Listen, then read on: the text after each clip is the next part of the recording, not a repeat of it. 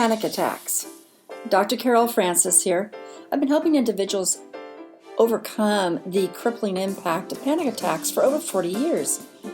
And each individual is unique in the way they overcome their panic attacks to some degree, but there are some general ideas and tools that you can use that if you embrace them in your own way and your own style, you'll actually find that you will not have to live crippled with panic attacks.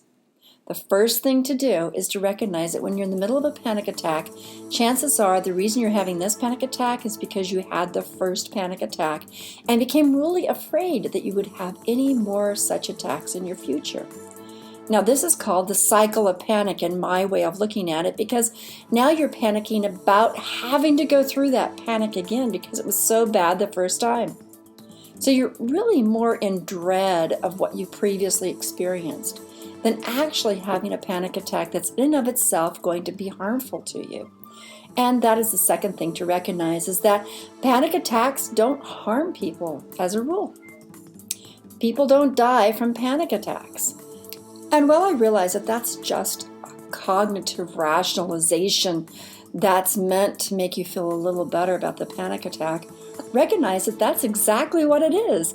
It's you employing your brain to think a thought about the sensation that you're having called panic, and that you recognize, oh my gosh, this is hideously uncomfortable, very distressing and disturbing, but it's not going to kill me.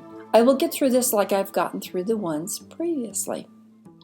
Now, after having that thought that I've gotten through this one previously, it doesn't mean that the feeling or the sensation of panic is all that great, and it can feel very crippling.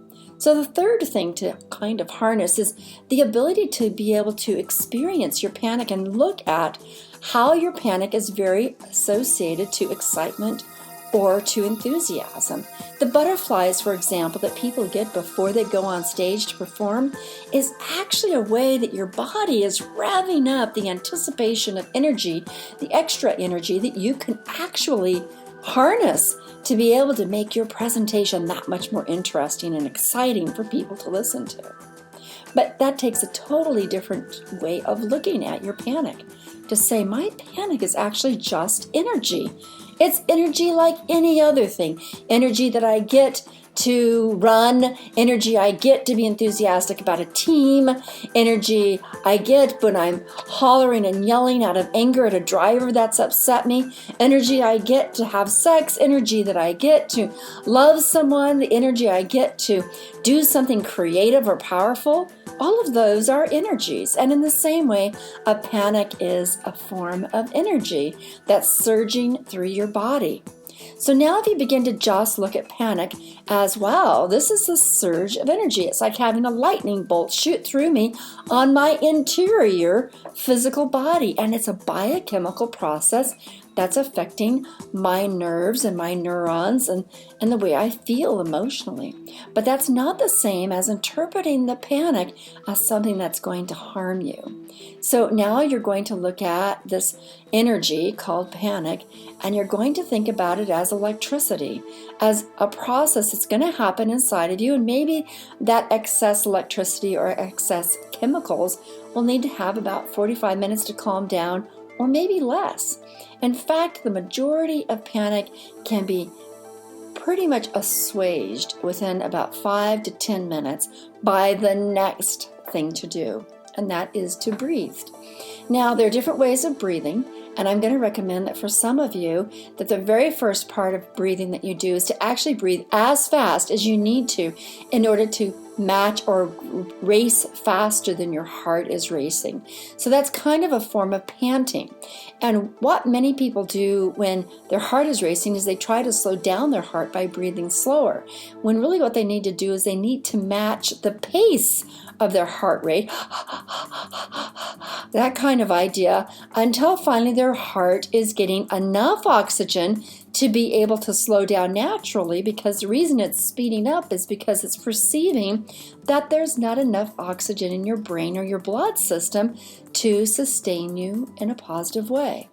After you have breathed as fast and as fully as your heart is wanting you to do, your heart will automatically slow down due to having enough oxygen. You might feel a little lightheaded because that sometimes your lightheadedness is a sign that you don't have enough oxygen, and other times it's a sign that you got too much, just a little too much, nothing to harm you. And then you can slow down your breathing because your heart now can slow down as well. But when you slow down your breathing, now you want to breathe fully and completely. Breathe in. You focus on the gymnastics, so to speak, the athleticism of your breath at this point in time. You can make sure that you're sitting up straight and making sure that your neck is is erect, so that there's nothing encumbering your ability to breathe fully way down into your abdomen, so that you're now breathing into your abdomen, so your belly swells out because the diaphragm has expanded. You breathe into the lower lungs in that way. Breathe into your middle lungs. Breathe into your throat, and also breathe into your sinuses. And then blow the air out in just that same way as well. These are slow, deep breaths to the count of 4. So breathing in deeply to your belly and deeper to your middle cavity of your chest. And then breathe into your throat and breathe into your sinuses. And then blow out. And you're making these types of sounds consciously, and you become occupied with the very exercise of breathing, not so that you'll get anxious, but actually so that you begin to do the athletic preparations that your body needs in order to support the adrenaline surge, the energy surge that you're in the midst of having. See, if you were a runner and you suddenly needed to go as soon as that gun snapped and indicated that the race was on, you would want that energy to suddenly just pour out so that you can get out of that beginning stance as quickly and with as much of a burst of quick energy as you possibly can. And it's at that time you want this energy to surge. Well, panic is like having an energy surge associated to something that maybe you're afraid of or have had bad experiences with, or you are aware that there's danger involved.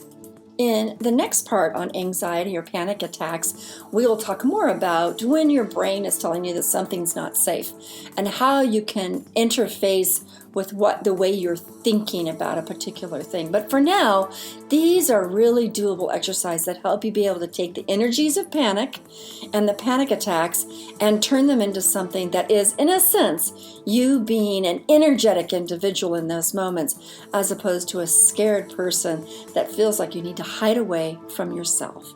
This is Dr. Carol Francis. I look forward to talking to you about this next time around. Bye.